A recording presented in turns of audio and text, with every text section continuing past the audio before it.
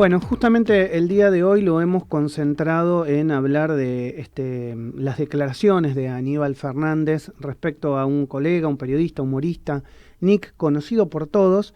Y bueno, es muy interesante poder analizar esto junto a personas que saben mucho en Argentina relacionado con la libertad de expresión, relacionado con los medios de comunicación, relacionado con la palabra, ¿no? Con la dialéctica el uso de las redes sociales también. Vamos a hablar con Silvana Giudice, que es diputada nacional, mandato cumplido 2 veces, fue ex presidenta o titular de el ENACOM, bueno, y muy amablemente, además, dirige la Fundación LED hace muchos años, que justamente recordemos que tiene que ver con la libertad de expresión y la democracia, así que vamos a charlar con ella de estos temas que nos están pasando, que creo que hieren profundamente el sentido democrático de la Argentina. Hola Silvana, buen día, Maximiliano Alecki te saluda, ¿cómo te va? ¿Qué tal, Maximiliano? Muy bien, ¿cómo están? Muchas gracias por atendernos en la mañana de hoy. Bueno, ¿qué pensás de lo que ha sucedido con este cruce entre Nick y el ministro de Seguridad?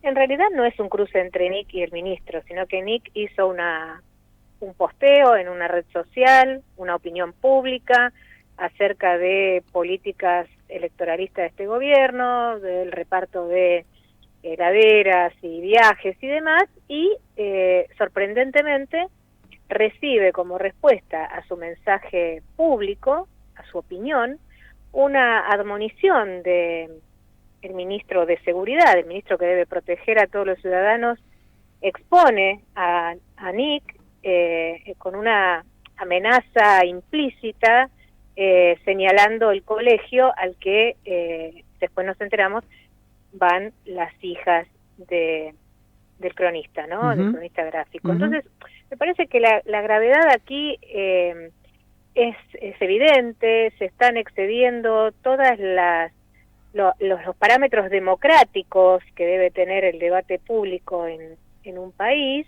y además se entra en un terreno muy peligroso como es la difusión de información privada y personal de un ciudadano al que el ministro accede en su condición de privilegiado, ¿no? Claro. Digamos, después lo llama por teléfono, después le manda un mail, hace un ensayo de una disculpa pública, pero que oscurece más que aclara.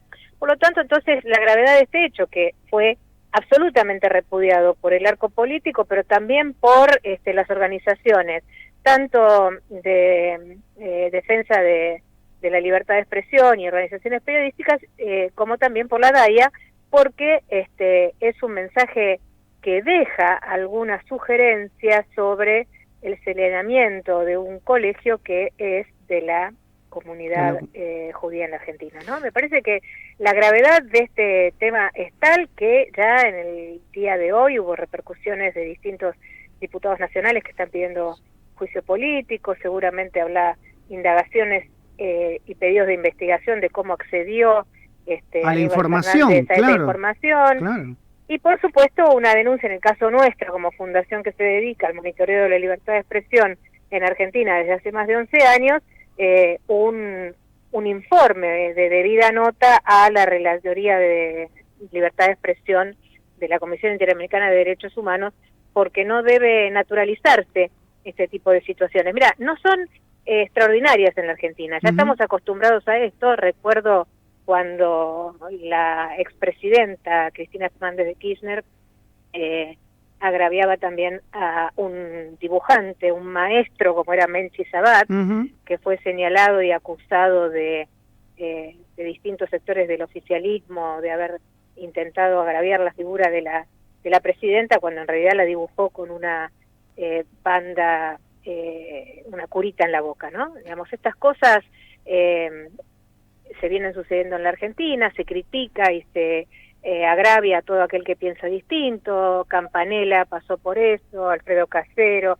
distintos representantes del arte, digamos, ni hablar de los periodistas, artistas o personalidades públicas que asoman con una opinión distinta al discurso hegemónico del kirchnerismo, inmediatamente es agraviado u hostigado.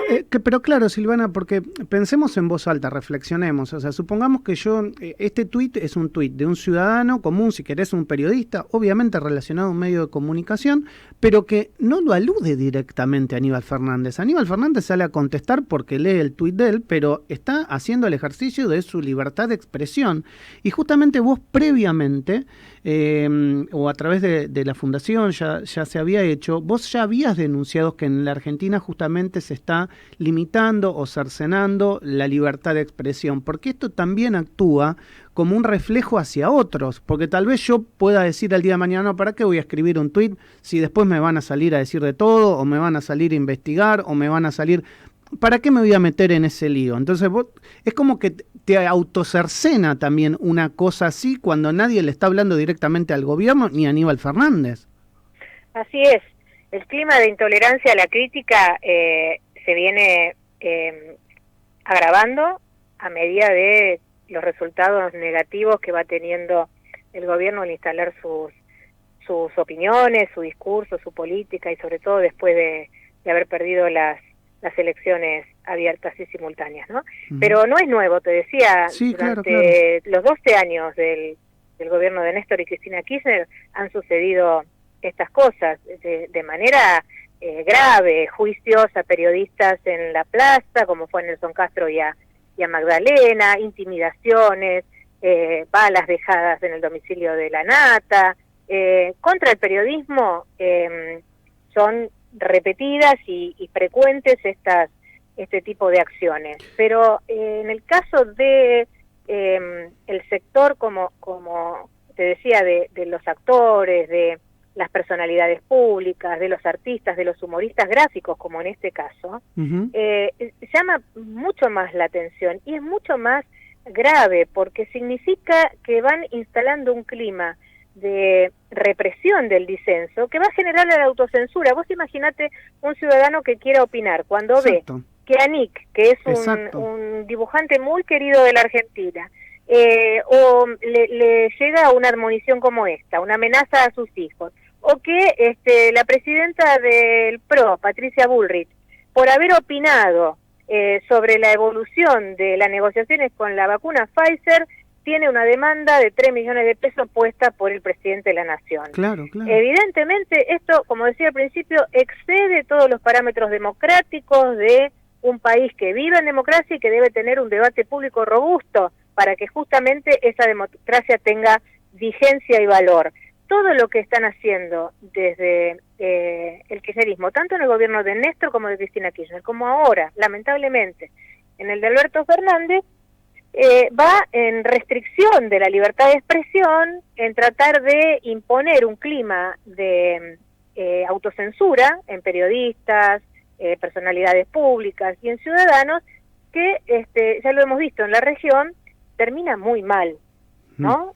A esto creo que la gente fuertemente le dice basta, pero no alcanza con, digamos, una manifestación como ha sido en su momento cuando la gente se expresaba justamente en contra de estas medidas o de estas conductas autoritarias, o con una elección de medio término. Realmente lo que hace falta es que el presidente de la Nación tome debida nota, explique cuál fue la conducta de su ministro y pida su apartamiento hasta tanto se investigue cuál es la información que tiene Aníbal Fernández para hacer semejante afirmación en las redes sociales e intimidar a un artista tan querido como Nick. Silvana, te cambio un minuto de tema y te pregunto brevemente si querés describirme cómo estás viendo el manejo de los medios de comunicación oficiales por parte del gobierno. Mira, la situación en la televisión pública es gravísima, ¿no? Es decir, más allá del hecho de corrupción que nos ha sorprendido a todos y que todavía está sin investigación y sin resultado, no se pudo llegar a dilucidar todavía la responsabilidad de su titular, Rosario Grufrano, que sigue en el cargo, y que esto ha generado desplazamientos y distintas medidas internas. Está claro que a los medios públicos les falta pluralidad. Te doy un dato reciente. La semana pasada, durante una visita de Patricia Bullrich a Mendoza, en la localidad de Malargüe, se le negó la cobertura de Radio Nacional a las actividades de agenda. Mira. Cuando en realidad el resto de los candidatos del Frente para la Victoria pasea por toda la programación de Radio Nacional, ¿no? Entonces me parece que si hacemos un esquema de participación o de espacios que se le da a la pluralidad de voces, en los medios públicos ya estamos mal.